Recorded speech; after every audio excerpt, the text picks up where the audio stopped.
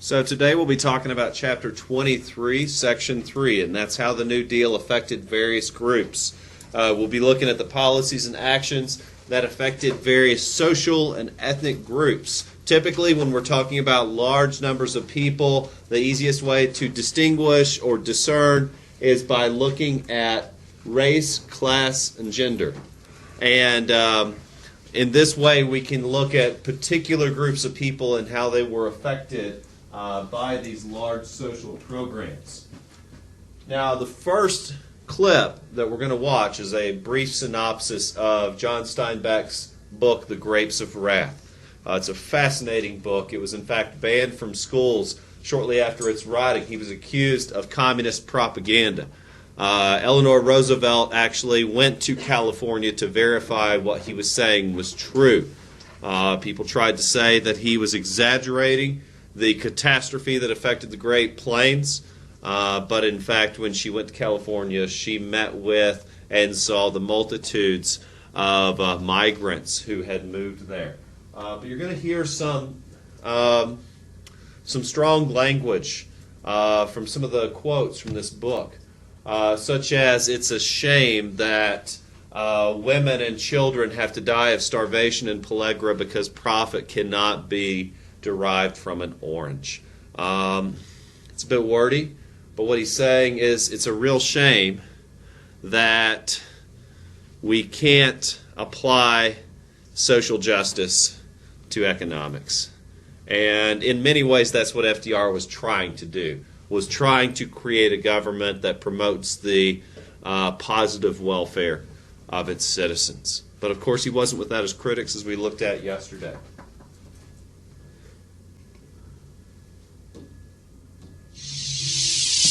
The Great Depression was a troubled time for America. Beginning in 1929 and lasting until the early 1940s, the Depression brought poverty and hardship to the nation. During this time, the stock market crashed, banks failed, wages and prices plummeted, businesses went bankrupt, and unemployment skyrocketed. Some of the hardest hit people were farmers in Kansas, Oklahoma, Texas, Colorado, and New Mexico. During World War I, high wheat prices and the needs of the troops led many farmers to convert land they had used to graze cattle into cropland. As farmers plowed and seeded more prairie land, the plants and grasses that had protected the soil were stripped away. In 1934, strong winds began blowing loose soil into huge clouds of dust. Choking storms blew for years, ruining crops and pastures and making it hard to breathe. The storms became so common that the prairie states became known as the Dust Bowl. The Dust Bowl states became a great desert. Thousands of farmers abandoned their dusty homes and headed west in search of work. In his Pulitzer Prize-winning novel, The Grapes of Wrath, John Steinbeck graphically portrayed the human suffering of this westward migration. The Grapes of Wrath focuses on the plight of the Joad family, uprooted farmers from Oklahoma. It has become a classic account of the human toll of the Dust Bowl. Steinbeck put a personal touch on the difficulties faced by thousands of Dust Bowl families as they moved west, including the resistance and exploitation they encountered once they arrived there.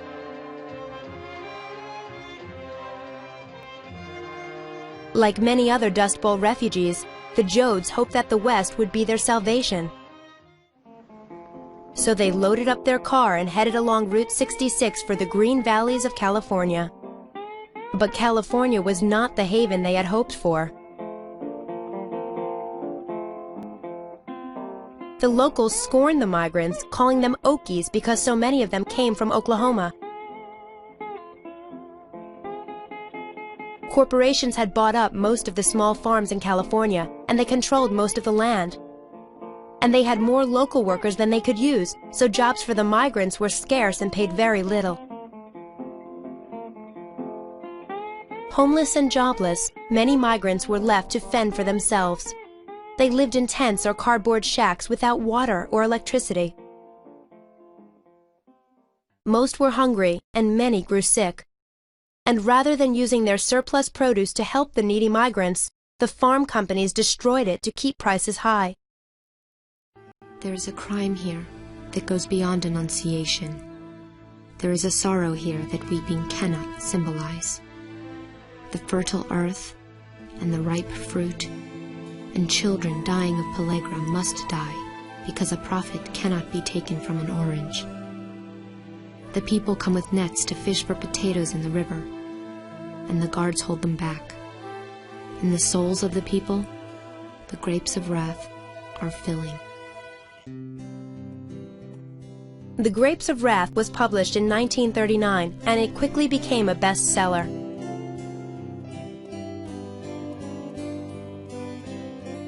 The book fueled a debate about the real difficulties faced by the Dust Bowl migrants.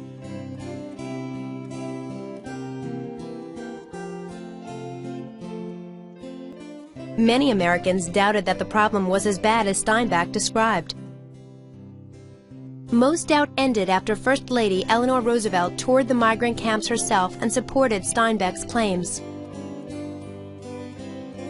Through later government intervention and improved farming techniques, the choking storms of the Dust Bowl have largely become a thing of the past. But the Grapes of Wrath remains a valuable snapshot of the human suffering caused by the Great Depression, and a warning about the dangers of poverty, hunger, and intolerance.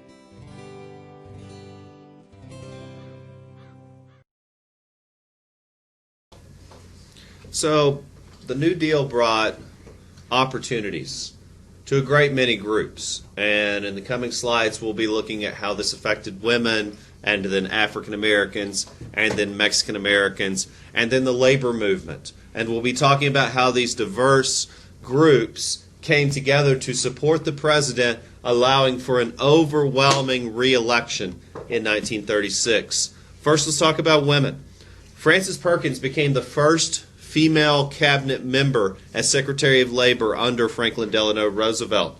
Roosevelt also appointed 2 women to be foreign diplomats, 1 to be a federal judge, though the reality for most women is that they still face discrimination in the workplace from men, both men working there and managers.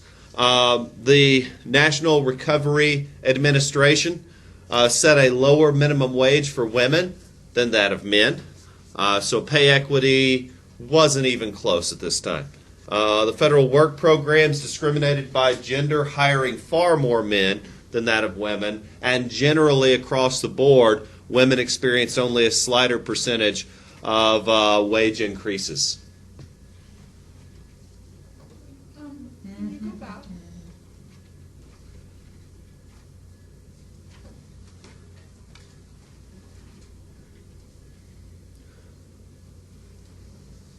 But what I guess perhaps what I want to help you understand is the irony, is that though slow progress was made, women supported the president. I was just wondering, I thought about this, were there any small towns that because of their local economy weren't hit as hard during the Great Depression? Good point. So a lot of rural areas experienced the Depression somewhat differently. For example, my family owned the land they lived on, but they were so poor and lived in such a remote area, they used to joke they didn't even know there was a depression because it just was always bad. That they were subsistence farmers, meaning they were largely self-sufficient. Trips to town occurred on a rare basis, a few times a year. Otherwise, they were within their own communities. So goods traveled slowly into these parts of the country. People were without electricity. But even in these rural areas, there were programs designed to help give people work. Even in these remote areas, folks like my grandpa were able to find work with the CCC, or able to go to work for the TVA, or able to benefit from the Rural Electrification Administration. So generally this progress was experienced nationwide. But as you'll see in the coming slides, it was experienced to a lessened degree for women and minorities, though these diverse groups supported the president, which is a neat thing in itself. Next, African Americans. So Roosevelt appointed more than 100 African Americans to various government positions. His wife, Eleanor Roosevelt, was an active social justice reformer. The educator Mary McLeod Bethune became head of the Division of Negro Affairs in the National Youth Administration. That was the group focused on providing jobs and education and counseling for young people. Some of the work-study programs in our country were created by the National Youth Administration. She helped to organize a, quote, black cabinet of African-American advisors to the president on issues particularly related to minorities. Eleanor Roosevelt distinguished herself as a champion of civil rights, both for her support of African Americans in government positions, but also as a member of the Daughters of American Revolution. So, to be a member of the Daughters of the American Revolution, you have to trace direct lineage to a veteran of the war, meaning you have to have had an ancestor who fought in the Revolutionary War. Eleanor Roosevelt did. She could trace back direct lineage. I can as well. And so I could be a part of the Sons of the American Revolution. Eleanor Roosevelt withdrew her membership when they refused to allow a young black woman to play at one of their events simply because of the color of her skin. In fact, the young woman's name was Marian Anderson, and Eleanor Roosevelt withdrew her membership and arranged to have the young woman play at the Lincoln Memorial instead.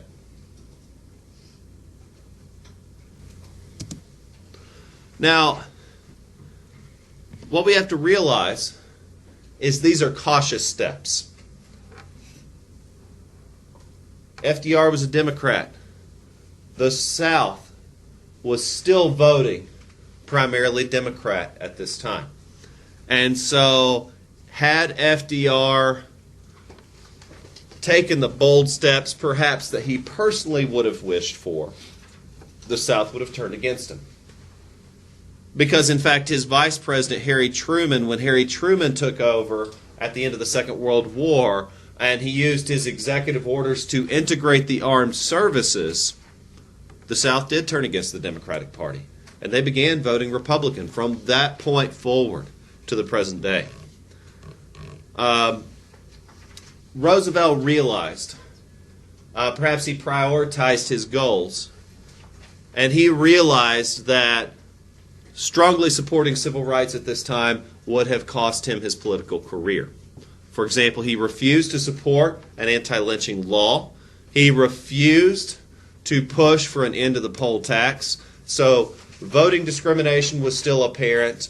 Lynchings were still occurring and technically legal until the 1950s. New Deal agencies discriminated by race, paying minorities lower wages and favoring whites in their hiring practices. Though with the Wagner Act and workers' protection for joining unions and collective bargaining, African American farmers were able to form a union called the Southern Tenant Farmers Union. Tenant farmer is someone who doesn't own the land they live on. They actually rent the land. And so these are, poor farmers, particularly poor farmers, but working together. Like the old Farmers Alliance slogan, united we stand, divided we fall. Working together, they were able to accomplish more. Generally, African Americans supported the New Deal, supported Roosevelt. Mexican Americans under Franklin Delano Roosevelt. Mexican Americans generally supported the New Deal. Many had been coming in through the 20th century. In fact, the influx of Mexican immigrants to the United States has been growing continuously since the Mexican-American War in 1846.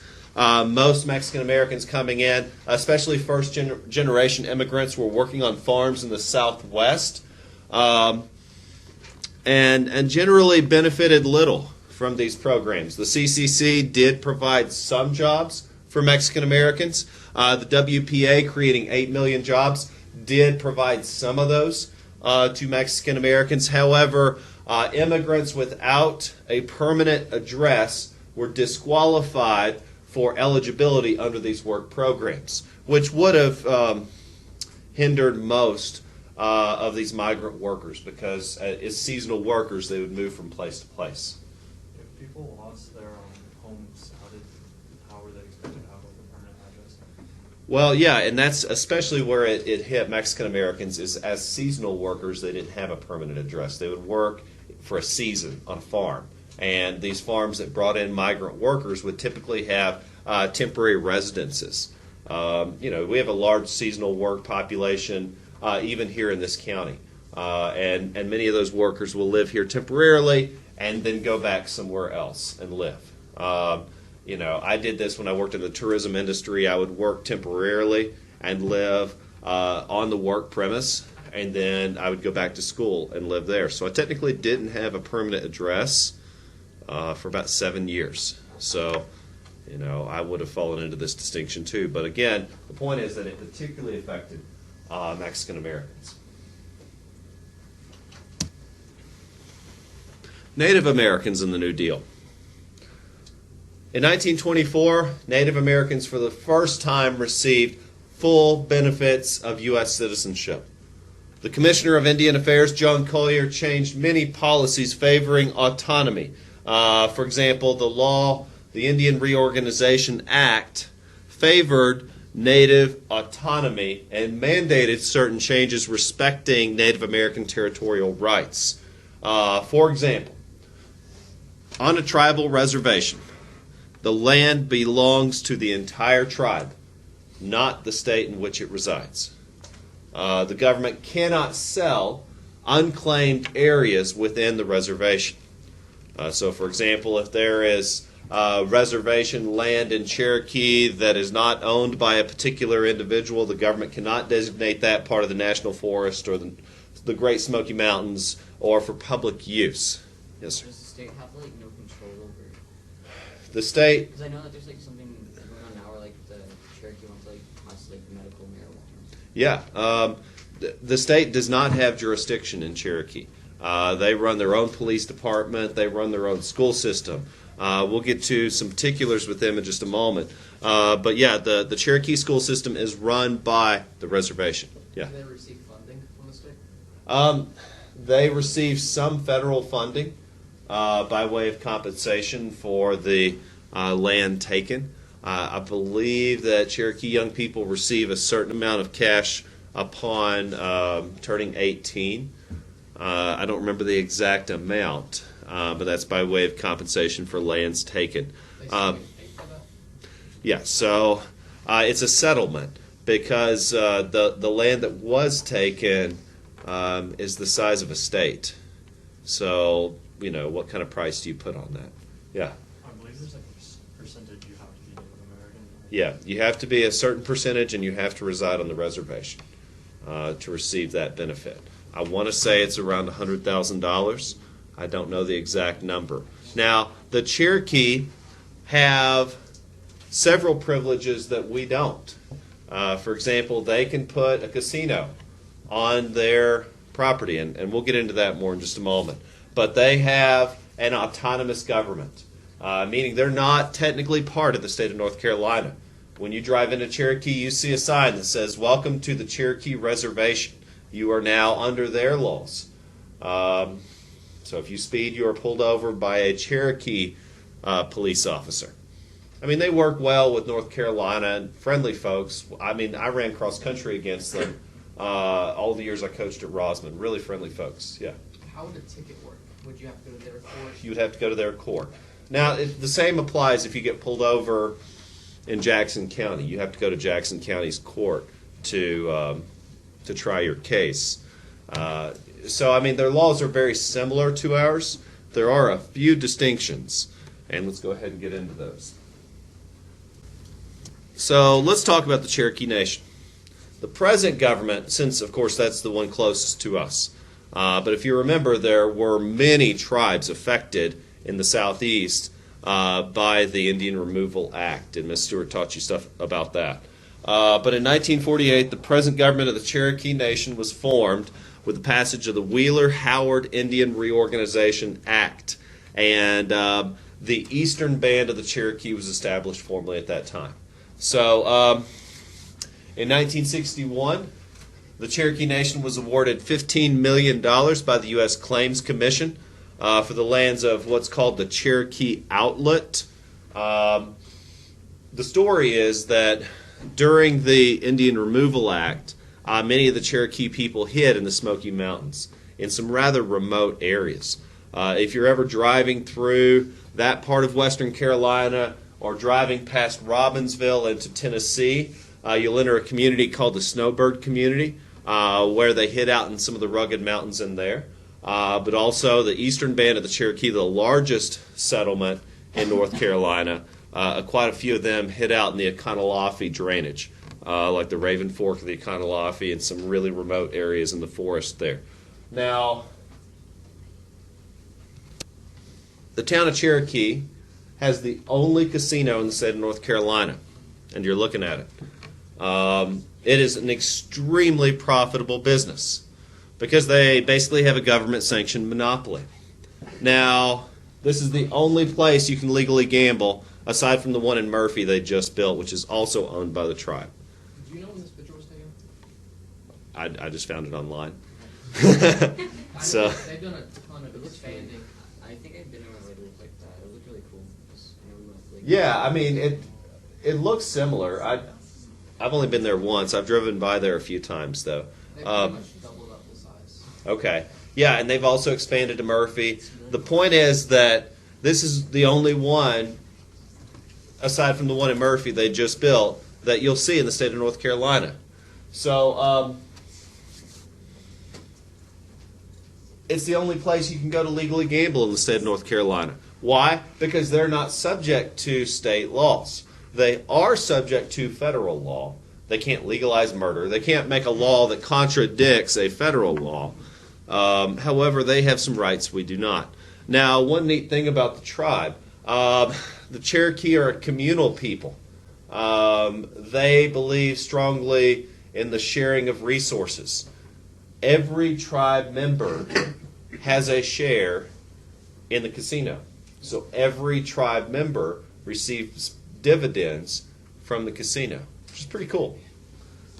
I mean, I'd love to have a share in the casino, but I don't have Cherokee in me. Yeah. I went to New Orleans last year, and there were casinos there. Was that? So it's a state law. There is no federal law prohibiting casinos, but the state of North Carolina has passed a state law prohibiting casinos. There are casinos, if you ever go off over to the coast of Carolina, there are floating casinos that are right off the coast. They are able to get around that law.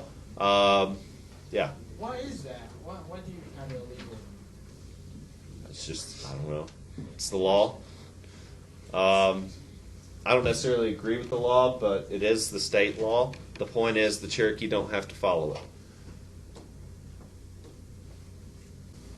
Okay, so the New Deal Coalition is what supporters of Roosevelt called themselves. Coalition means a diverse group.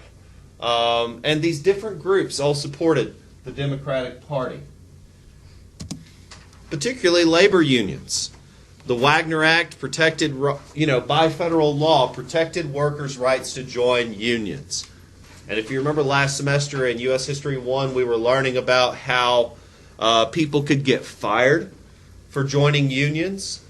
And now people are protected by federal law. You have the right to collectively bargain. And unions donated large amounts of money to FDR's campaign. Union membership also tripled during Roosevelt's administration. In states like, I believe it is North Carolina, where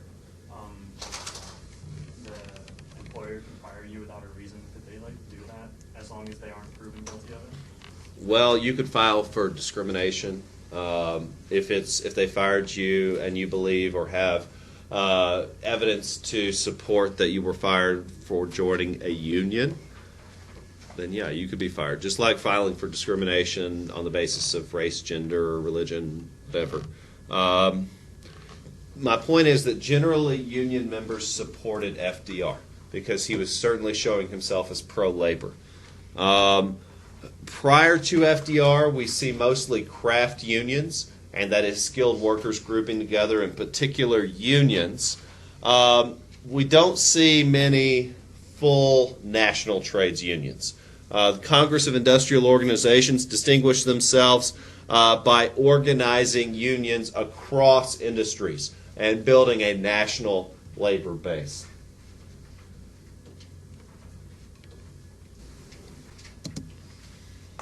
Now, labor unions flourished under FDR. Some of the gains include better working conditions,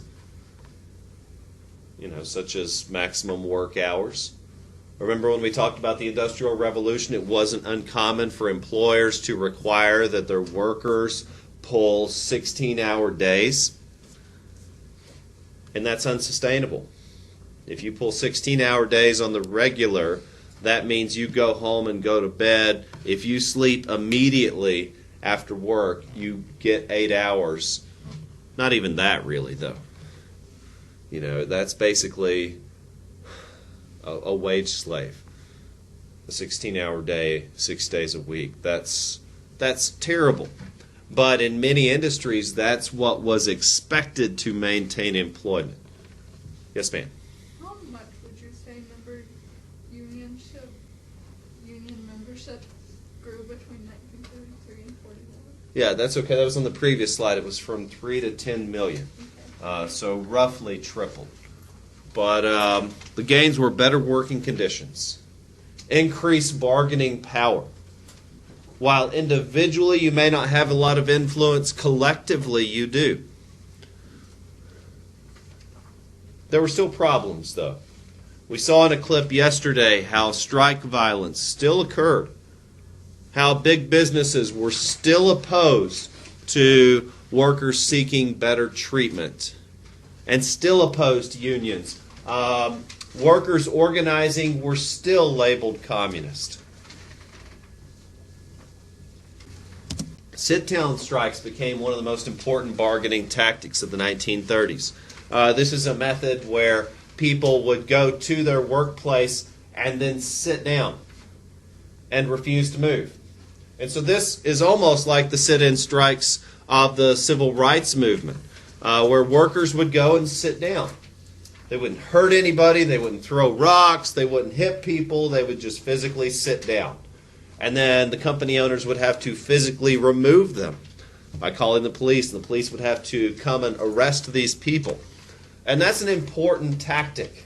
For one, the company risks embarrassing themselves by having to arrest workers en masse. And they're having to arrest people who are harming no one. It was extremely embarrassing for the government in the actions that they took against the civil rights protesters. And the same method proved effective for labor organizers. In fact, the National Labor Relations Board was able, using this tactic, to force Republic Steel, one of the largest steel producers in the country, to negotiate after a clash with strikers. But FDR won in 1936, 7 years into the Great Depression. Unemployment was still a major concern. However, he had managed to create millions of jobs. The financial industry was becoming increasingly regulated, and watchdog agencies had been implemented to prevent future corruption. And so this diverse group of urban, religious, and ethnic groups supported the president. And he was reelected.